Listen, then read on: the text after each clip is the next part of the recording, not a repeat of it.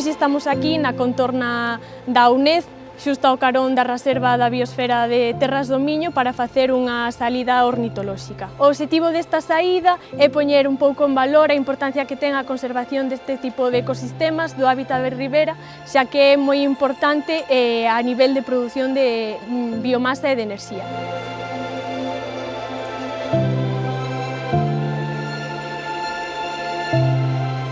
Imos estar avistando todas as aves típicas e falando un pouco das súas características e a importancia que teñen. Entre esas funcións vitais que fan das aves un grupo animal tan importante para a biodiversidade, pois están o control de plagas animais e vexetais, o control de biomasa, especies invasoras, dispersión de sementes.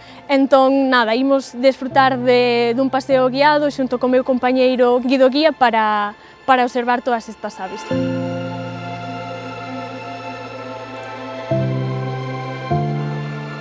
Como guía de turismo, para min é un placer participar neste tipo de actividades que ademais coincide moito coa miña óptica profesional, a de colaborar con outros profesionais, neste caso con Paula Fernández Moure, bióloga. Penso que vai ser unha actividade moi enriquecedora e animo a todo o mundo a seguir vindo a estas actividades da UNED.